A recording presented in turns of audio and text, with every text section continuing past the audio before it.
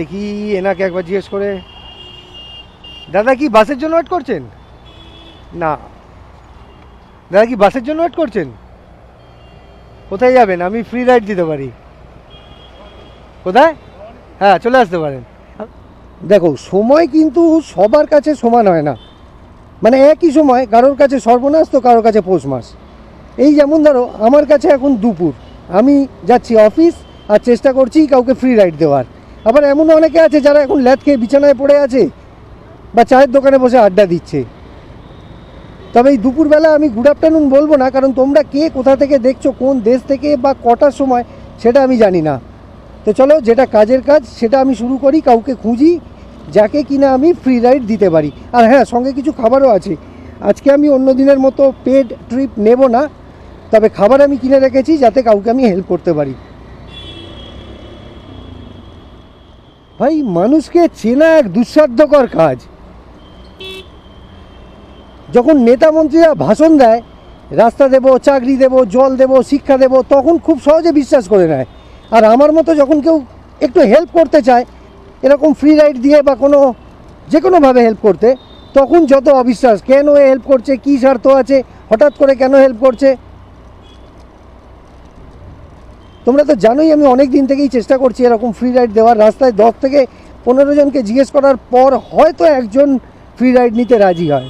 তবে আমি চেষ্টা ছাড়বো না, আমি চেষ্টা করে যাচ্ছি, দেখি এরকম কাউকে রাস্তায় পাই কি না। এখনও বেশ কয়েকজনকে জিজ্ঞেস করেছি, প্রত্যেকেই না করেছে।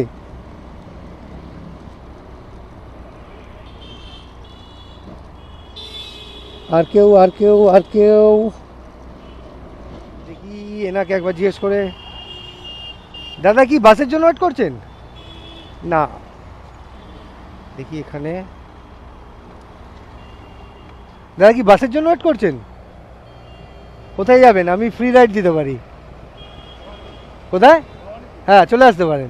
আমি জাস্ট ফ্রিতেই পৌঁছে দেবো, কিছুই ক্লেম করবো না। আমি গড়িয়া থেকে আসছি। আমার অফিস অ্যাকচুয়ালি মিন্টো পার্কে। তো আমি অফিস যাওয়ার সময় রাস্তায় যারা বাসের জন্য ওয়েট করে তাদের পিক আপ করে নিই, তাদের লিফট দিয়ে দিই। দাঁড়ান, ফুড রেস্টটা খুলে দিই। হ্যাঁ, বলুন। হ্যাঁ হ্যাঁ, অ্যাবসলিউটলি ফ্রি। তো ফ্রেন্ডস, আমি এখন একজন দাদাকে পিক আপ করে নিয়েছি রানীকুঠি মোড় থেকে, আর ওনাকে আমি ড্রপ করব ভবানীপুরে, মানে আমার অফিসের আশেপাশেই। তো আজকে আমি অনেকটা বেলায় অফিস যাচ্ছি, তবে খুব ভালো লাগছে যে অনেক দিন পর একজনকে ফ্রি রাইড দিতে পারছি। লাস্ট কয়েকদিন এইসব রাস্তায় আমি কাউকে পাইনি বলে পেড রাইড নিতে বাধ্য হয়েছি। আর লাকিলি আমার সঙ্গে খাবারটাও আছে, আমি কাউকে ওই খাবারটা দিয়েও হেল্প করতে পারবো। তো আজকের দিনটা হোপফুলি ঠিকঠাক যাবে। তো চলো যাই, আবার পরে কথা হবে।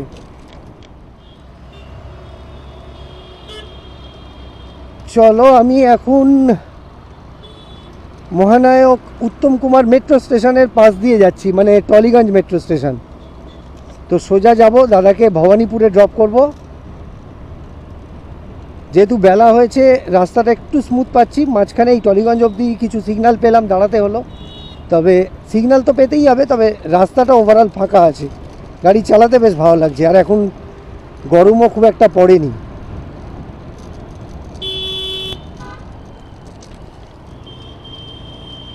রে ভাই, সাইকেল নিয়ে একটু ধার দিয়ে যা, পাশ দিয়ে যা। সাইকেল নিয়ে যাচ্ছে, মাঝখান দিয়ে চালাচ্ছে।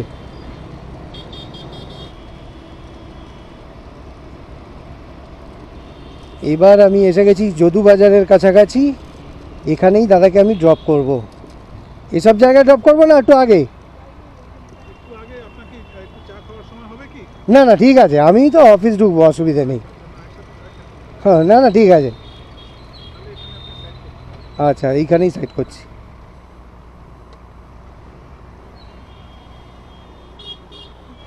দাদা, থ্যাংক ইউ, ভালো লাগলো আপনার সঙ্গে কথা বলে, পরিচয় হয়ে।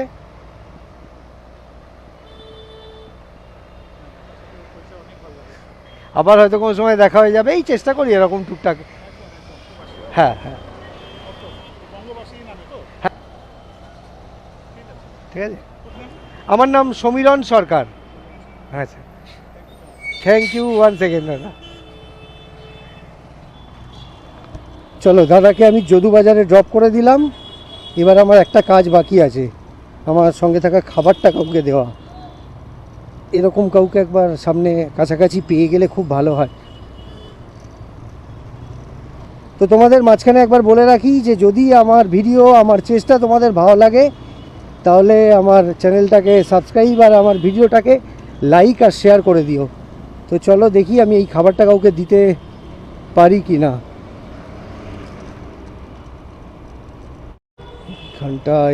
এইখানটা না, এখানেও কেউ নেই। সিগন্যাল গ্রিন আছে, বাস দাঁড়িয়ে আছে, আমাকে যেতে হবে। চ ভাই চ।